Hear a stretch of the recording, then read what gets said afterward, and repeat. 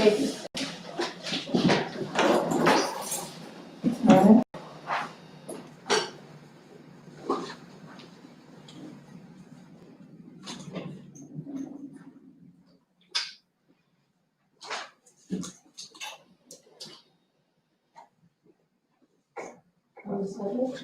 Okay.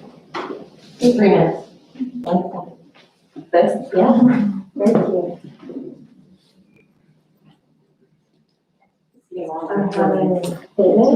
Usually it's like, Yeah. like usually I couldn't spike it like Cheryl quite yet. So So we have a little lead checker. We're fixing it tomorrow. I don't know. At least you can fix it. Yeah, I can.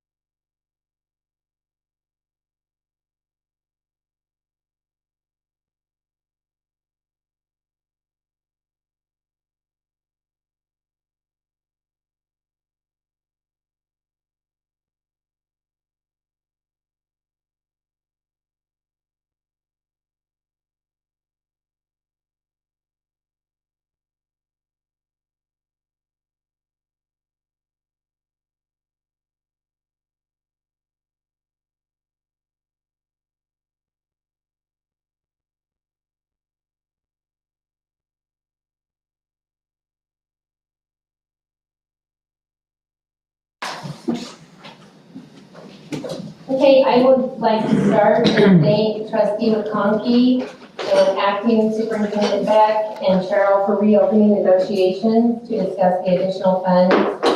And we just would like you to hear from 3 teachers from each level, elementary, middle, and high school, on just what additional duties they've had and workload that they've had and have experienced since the beginning of the year.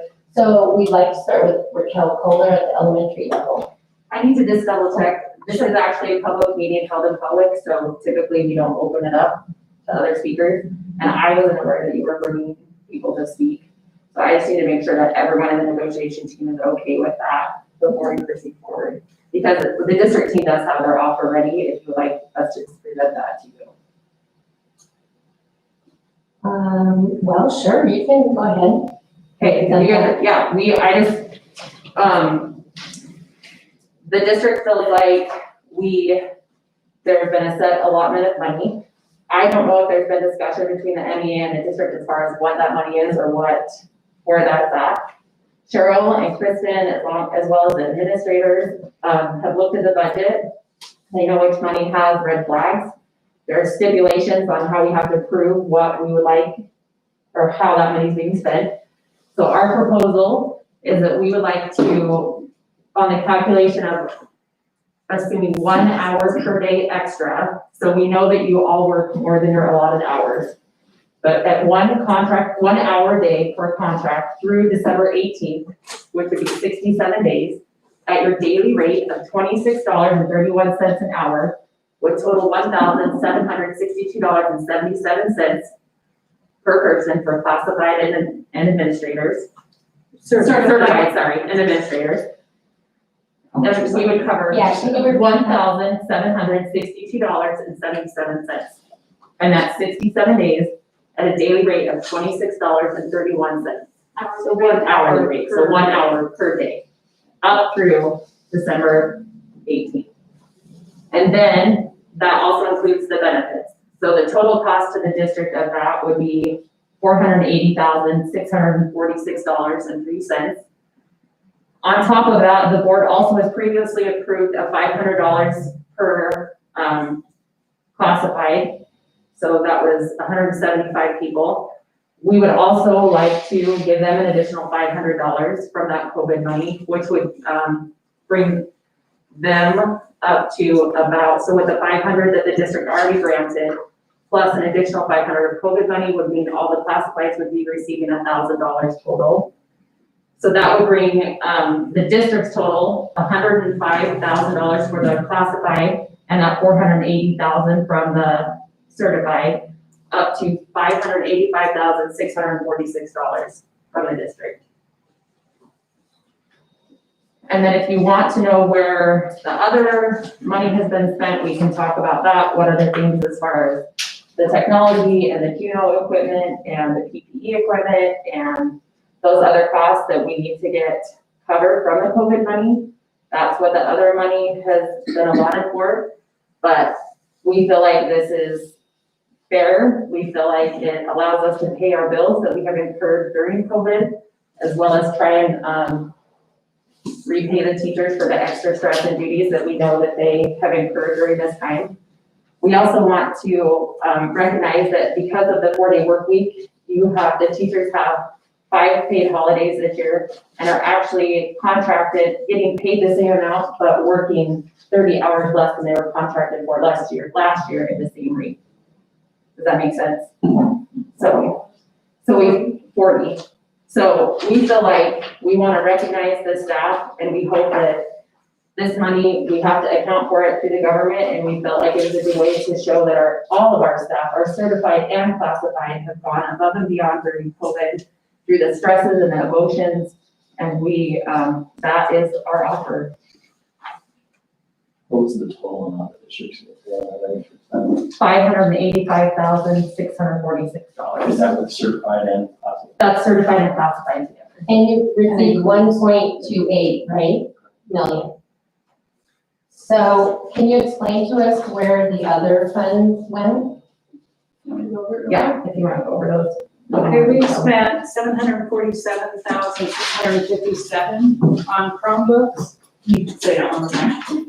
$747,657. On technology, that includes the Chromebooks for students and for staff. That includes, all the classroom audio equipment. Isn't that a separate allocation from No. technology? Wasn't technology allocated? No, technology actually got cut in state funding. We didn't get additional Federal allocation. sent some money for the Chromebooks. They sent some other CARES money for distance learning for LMS for, designated money. But this 1.2 is to reimburse the district for unbudgeted expenses related to COVID.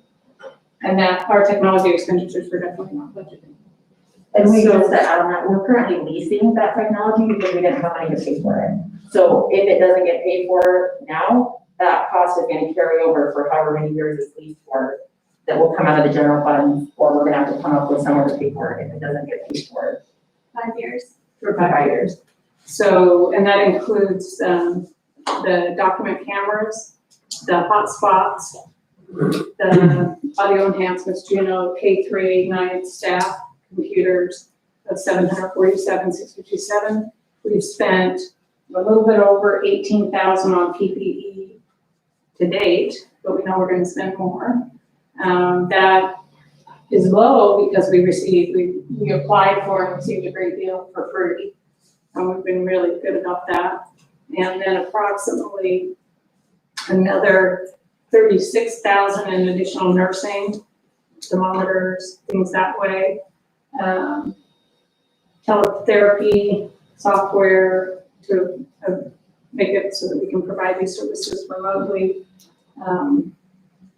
So we'll be using, as we can free up and get any more free stuff, anything that we can do.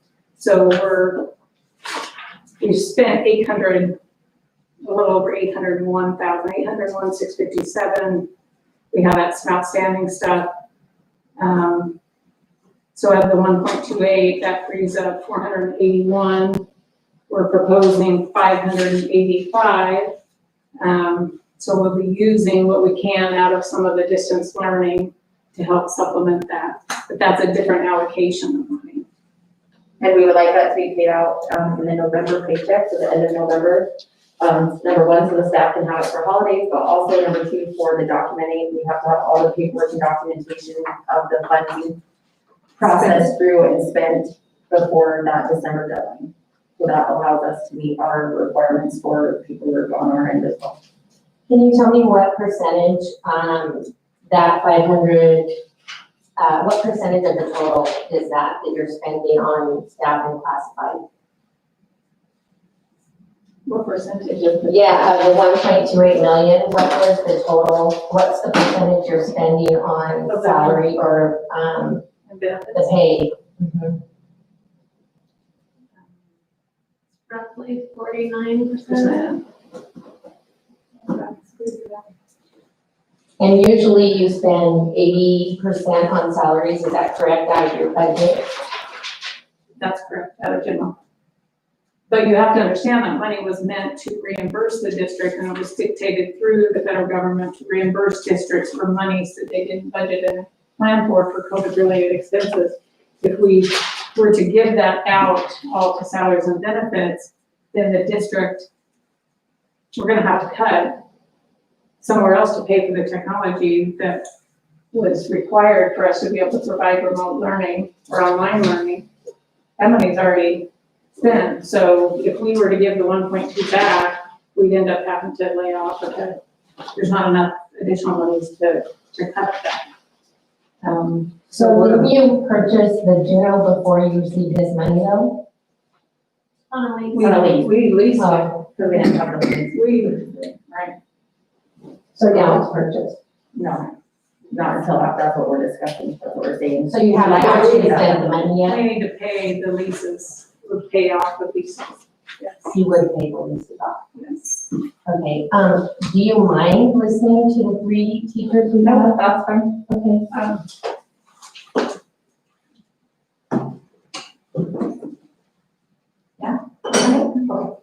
Do you want me to stand or just sit? Whatever Whatever you're you most comfortable. Sorry, I have some notes because it's been just a crazy week. So, first I just wanted to thank you for the opportunity to let me speak to you today for a few minutes. I also want to thank you for your efforts, for everything that you have been doing and are currently doing to keep teachers and students safe as we work together to make sure that students are learning every day. As educators, it is crazy to think of how much we have encountered and accomplished in the past 8 months. Who would have thought that a virus, which is 1,000 times smaller than a grain of sand, would cripple the world the way that it has? I believe that if we were meeting like this a year ago, our conversations would have centered around how education was so much different 15 or 20 years ago. Instead, now we're in a place where teaching has changed in just the past year. As I have reflected on how to express what many of us elementary teachers have been experiencing, I would ask that you take just a minute to picture yourself in the following scenario.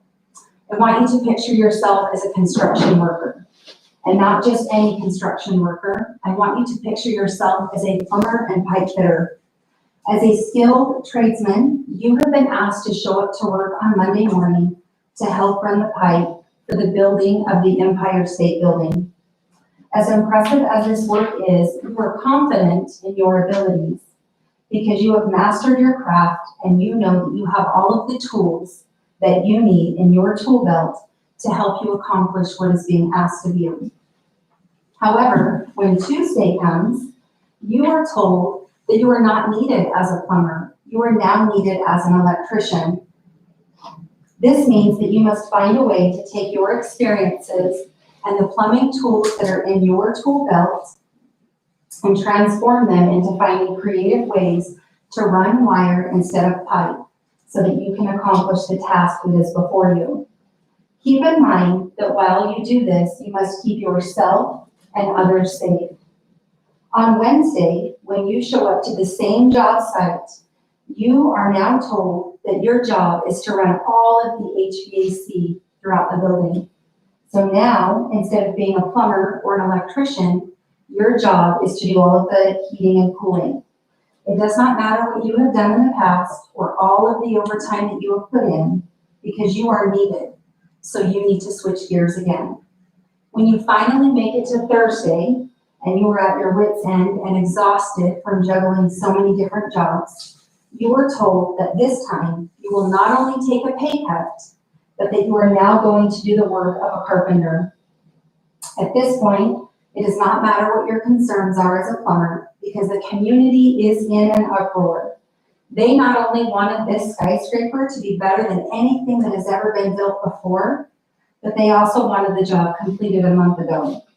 Oh, and don't forget, while you do this and navigate your way through all of these different jobs in such a short time period, you will be evaluated by your general foreman and your superintendent.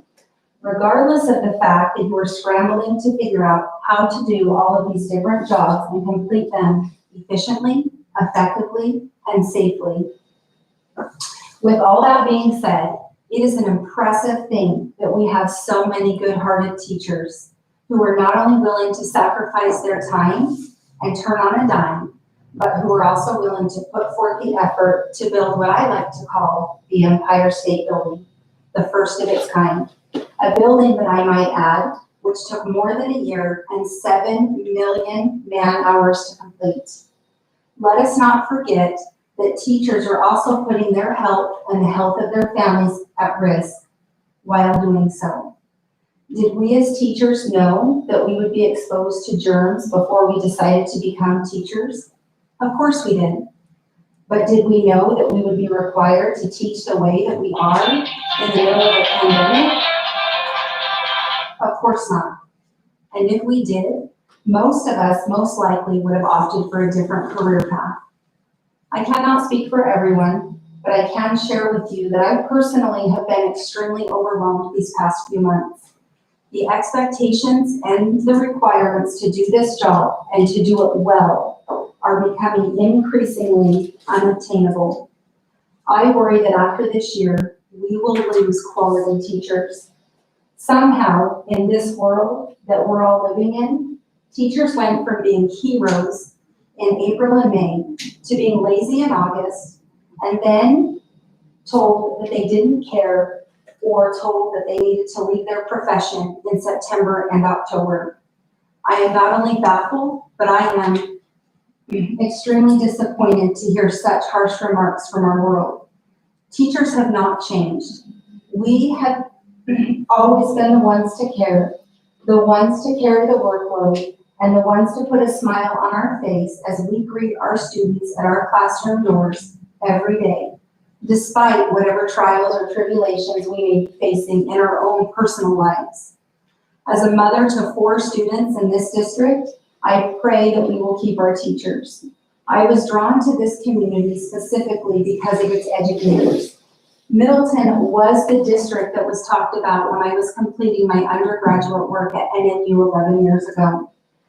I need my daughters to have good teachers in their lives, because next to the work that I do in my home as a mother, their teachers can also have a profound and lasting impact on them.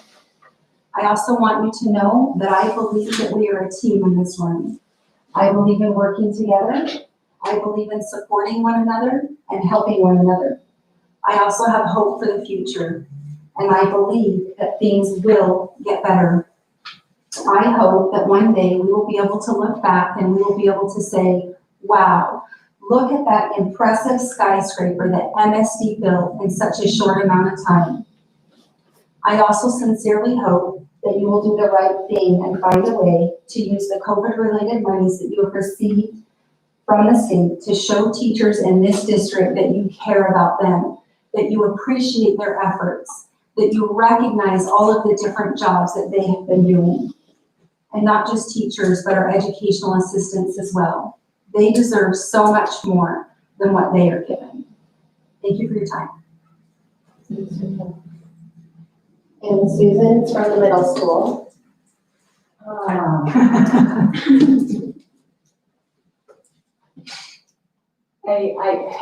As I was listening, you do speak for all of us.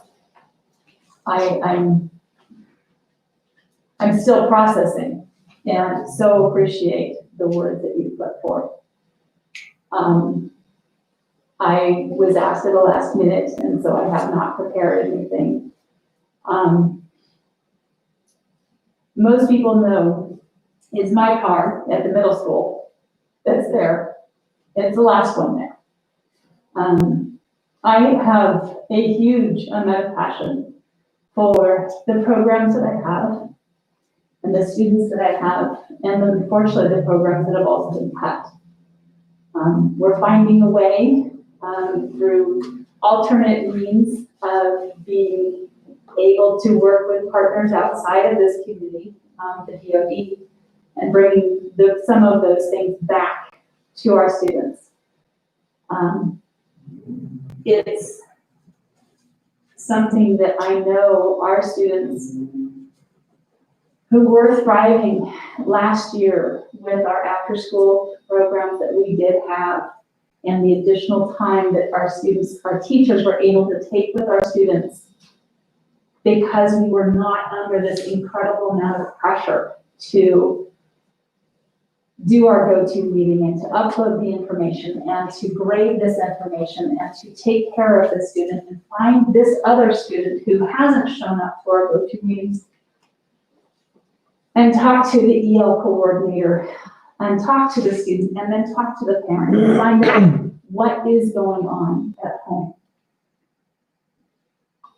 I've been a 15-year educator and I am overwhelmed.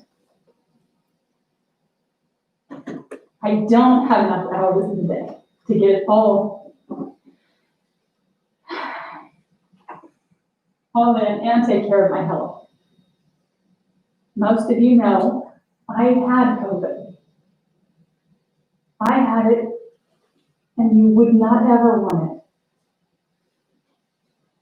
it. You would not ever want it. Encouraging our students to wear the masks, and they now understand because I've shared and I've told them. I know that we can do this because we're teachers. We have middle name of flexibility built in. We have to, because that's what we do on a daily basis. I want to know that we are acknowledged, not just professionally, but also in the long run when it comes to our pay. Because I know there are some teachers that are considering the retirement, and I don't want to do that.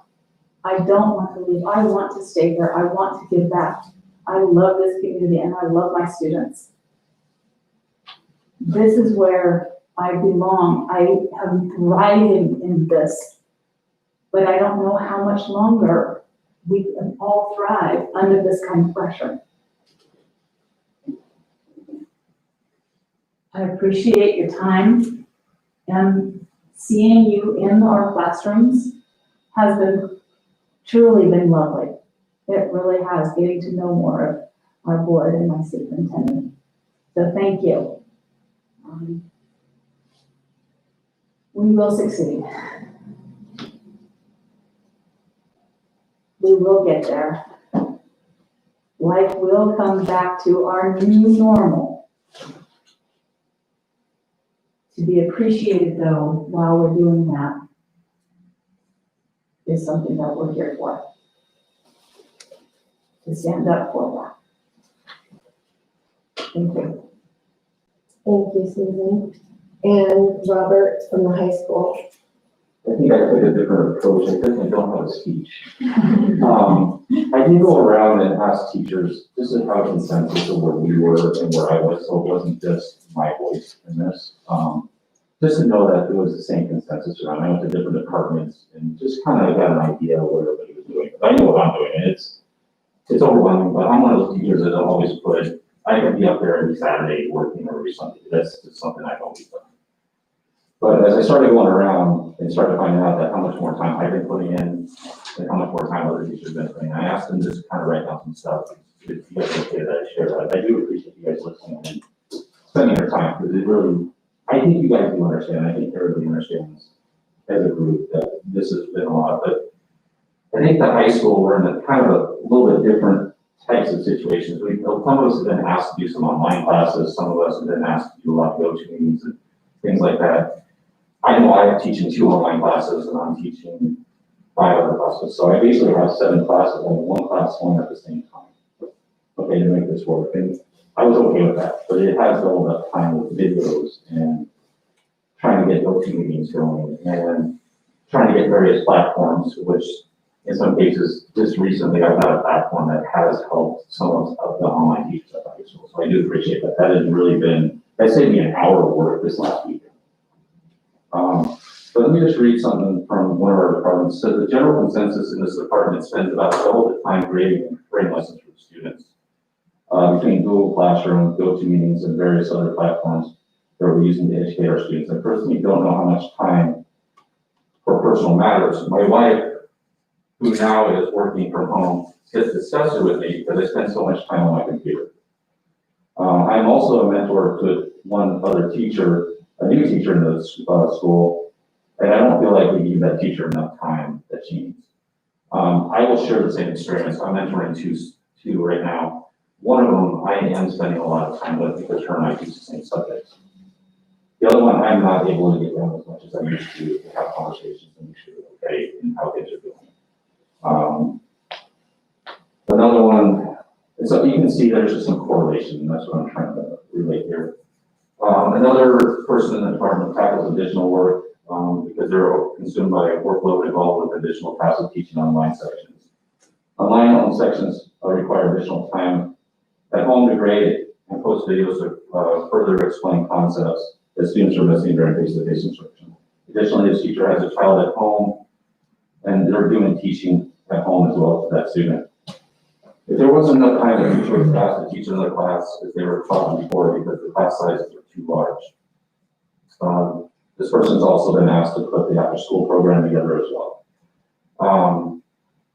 So it's just, a lot of us are a little bit more overwhelmed. I know for us at the high school, it's coming down to a lot of emails. I mean, I can go through this list and if it came down to emails, I'm not, over the weekend, I'm looking at 100 emails. I'm looking at 200 late emails of assignments because we have a policy that students are allowed to turn in assignments when they can. Even though it's 200, the problem is taking the 200, going into the programs, finding out that they actually did the work and then getting proper feedback. So that, you know, I've been sitting at my son's baseball games with my laptop and hotspot. People come up to me and they're like, what are you doing? I'm like, if I have downtime, I use it. There's no other way to do this. To make sure I can give the students back their feedback. The students are our number one choice. They're the number one thing to everything, and every single teacher at the high school. I think every single teacher at the high school wants to do what's best for those students and give them every feedback they have. And I know that's what we're all trying to do. We are overwhelmed by emails, overwhelmed by how many late assignments come in and how much try to get to it. I know that I was up at work last Friday, even though we had Thursday and we had parent classes. I was up from 9 o'clock till 5:30 up at high school trying to make papers. And then Saturday and Sunday all came down to planning for my online classes and planning for my classes and things. I teach a consumer math class, which I have to do more of the project-based stuff in class and more of this other videos and stuff on. So I have to set all that up differently. So yeah, I'm splitting my classes in half. The other situation that is a consensus across what I've asked other teachers, and I can read that, but I know that you guys have heard enough, is when we went to the hybrid method, which has been working, I think majority of the time, I think the students are doing what they can and they're getting used to it. Is the classes were split in half. So it wasn't really split in half. We have teachers that have 20 students on Monday, Tuesday, and we have teachers with 19 or another 20 students on Wednesday, Thursday. We have teachers with 40. On one of those teachers that have 19, and then another day have 13. So we have 39, 40 students. We did double up on grading this for most of us. I know we're in the process of hiring teachers, but that may not necessarily change a lot of it, because when we go back on November 16th, we're gonna have 40 kids at some programs. I know that makes a lot of us nervous, even the students, as they've expressed, but the point is, there has been, where class sizes went from 25, they've gone to 35 to 40 for a lot of ours. So we just added more grading, more emails, more trying to get to all the parents, because we have been, I know a lot of us, since COVID hit, we are trying to stay more connected with the parents to make sure students are there. I know I've been trying to make as many phone calls as I can. I had one weekend where I was overwhelmed. I tried to get everything planned, and I actually had to have admin do it for me, which admin's been awesome about helping. I asked them, can you just take care of all these emails for us and send it out, and they did. And he got a lot of responses back from parents. So I mean, it's just grading, emails. I feel like the workload has been old for all of us. And I think you understand that. I think we all understand that. It's just, we're all trying to do what's best. I know when I was coaching, I just got done coaching soccer. There was one point in the season where I had to ask myself, why did we be doing this? And I love coaching because I get to know the kids in a different time. I would get done coaching at 8 o'clock, 9 o'clock at night, and have to work till midnight. And get up at 4 in the morning to go home, get packed up to go to school like I did. I actually was doing that for almost 2 weeks because I couldn't keep up on the workload. It's just trying to make sure that the students, we all want the students to have the best education. And I don't think teachers, all of us, would give up on what we're doing right now to make sure our students are safe. And all of us are safe, and even the parents and stuff that are at home. I don't think any of us would give that up right now for what we're doing. And we would continue the workload as it says. Because I believe teachers are strong in that, and they'll always keep doing that. But I've been doing this 21 years, and yes, this is the most craziest thing I've ever been in. I've always been a person that will work hard, stay at work. I know some of you guys actually know me and know I would do that, but I would never give up what I'm doing right now to make sure that my students get the best education. And I think the same thing. I mean, I think you've heard a lot. I don't need to read off all the stuff that we have, but I think you guys did. So I do appreciate you guys listening, and I do appreciate you guys spending the time in renegotiating, because I know that's hard to do in this situation too. You guys have a lot on your plate too. I know you guys are spending a lot of your own personal time as well. And I know that's affecting a lot of people too, just like all of us. So thank you. Thank you. And thank you for listening.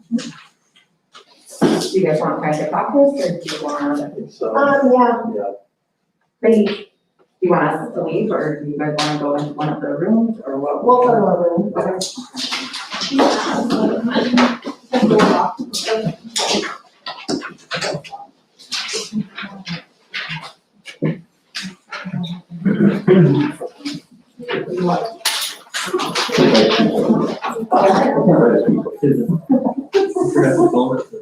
Trying to pilot a new program. Yeah. Let's do something we've never done. So we're piloting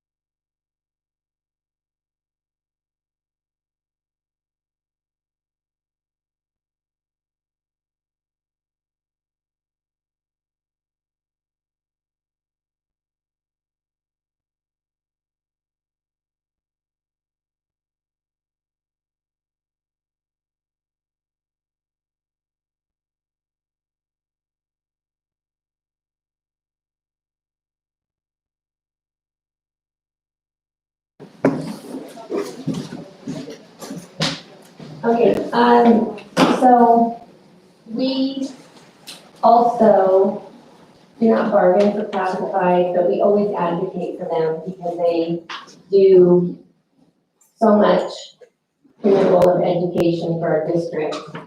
And there is a computer aide at Purple Sage that just recently resigned because she's going to get paid more, of course, at a different job. And she's been in the district and raised her boys in this district. And, so when we cut the 4-day work week, she can't make ends meet. There's another EA in SPED that has recently resigned at Purple Sage. And so we just highly advocate for our classified because they're so important to us.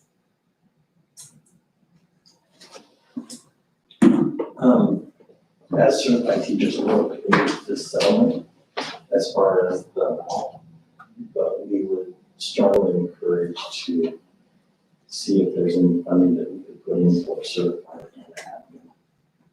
Because we feel like they need some support at this time. Do you have any suggestions of where you would like to see that money? Is there any extra, is there any extra anywhere? We pulled some of the extra already. Clarify though, you said for certified and admin. So pull Well, classified, sorry. you mean classified. Classified. So we had included in the totals, the same stipend for admin. Okay. So that was in your totals already, just. Oh, okay. So the admin, so yeah, so certified and admin is across the board, that's, 4,480,646 number includes admin and certified. I'm researching what other districts have given to their classifieds. We just want to, again, advocate for ours so that we can keep them here. Which I agree with you do a lot, and we do recognize that, and that was one of the reasons the board did that additional 500. And now that funds are available, I don't know how much more wiggle room we have on that. Yeah, I don't know, I don't know that there is a lot of wiggle room on that, but we do intend next year, as we start budgeting for next year, we know that we have to address that pay scale for our classified staff. We have some classified staff that are hard to go home with a paycheck if they're trying to provide insurance. So we're very well aware of that and know that we're losing classified like crazy. It is at the top of the priority list. I think the board's been supportive in looking at that whole classified schedule and trying to realign it. More based on the skill sets and the longevity of employees that we've had, so I do think that's high on the list going into 21, 22, definitely. We appreciate the conversation and just that with this going forward, we know that we can't compensate for every hour extra that is given on anybody's schedule. Mine being I get paid the most to be here, obviously.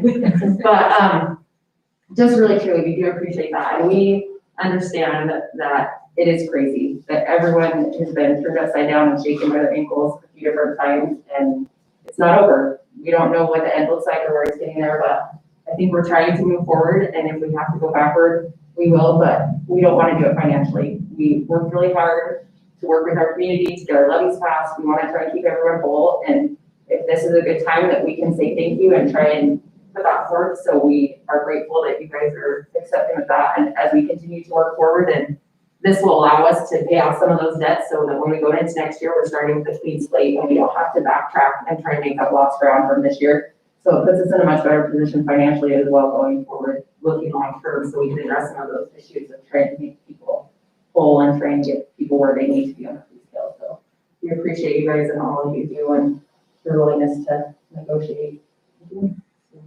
Well, we appreciated that you started a conversation today with acknowledging everything teachers are doing right now and the extra hours going in and time. So we noticed that as well. That was like the first conversation that came out. We've asked a lot of everyone, so no one has gone out unscathed, I don't think. All right, well, if that's good, then this will be as written as a memorandum. One other thing, can we get it in November and December, then we're not taxed as heavily. Okay, just a clarification, the state, because we have to actually, we can't request reimbursement for anything that we haven't expended. And so the payroll in December, I think is scheduled for the 18th. And they've asked, the last day before break, I looked at the calendar. And they have asked that we do all drawdowns by December 15th, meaning we have to have already expended it. What we could do, shouldn't offer this without Lori, is Make it separate. do a separate disbursement. Aside, do November and then another one December 5th or something. Is that tax advantage? Is that what you're trying to Right. do on that? Right. So we're not, Include the thousands of dollars. I'm sure we can figure out, we can make that work. Yeah, I mean, and I don't know if it would help to pay the stipend or the back pay, in essence, pay that whole amount as a separate check, like, early in December, so we get it in, and everything's dispersed in time to do the drawdown on the 15th. You get your normal check on the 25th, and then this one would come a week later or something. Because that would make it cleaner for us rather than trying to split the stipend between two. Can I ask about that? So if you're gonna do two separate disbursements, it's not gonna come out as a bonus, right? Because bonuses are taxed differently. So I just wanna make sure that that doesn't happen if you're gonna do two separate disbursements. Now, we would just do it as compensation, and it's really retro pay, Okay, right? And so even from a Percy's perspective, it would go towards your compensation for the month of December instead of November. okay. So, yes, that's why it helps on the tax situation usually. Yeah, as long as it's not in the bonus category. And then That's also so master nice. education. It should be a bonus programs. test, 'cause I thought Yeah, That's it's paid awful. in November also normally. So that helps with that. And we were asked about that. Has the district received their MEP? We have not received it when I left. I was out Monday through Wednesday. I haven't checked. But it usually was dispersed around the 25th of October. So I need to check on that and I can respond to you. I just haven't had a chance today, but normally once we get it and we're funded from the state, we disperse it on the next payroll. So we're hoping to get that out. Are you guys okay if we just have Cheryl write this up as a memorandum of understanding to be signed? And then, it needs to be approved by the board as well, so we can do that at our board meeting in November. Does your body have to ratify that as well before the board signs it?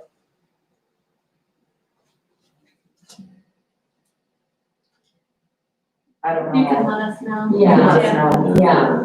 Just on timeline. I'll send a draft to all of Okay. us and then, If we could get it before the board meeting, because I don't know if we have more special meetings or not, that way we can just make sure that those checks get out. So I just don't want to drag it out on the board end, so that it have that hold it up. And ours is the second Monday of November, I believe the 9th. Well, and we'll check on that. Because it is a separate, issue. So, not sure about that. Okay, well, this this is. is really outside of the negotiated Right. agreement, but may, Right, we'll have to look at our bylaws. yeah. All right. Okay, thank you guys very much.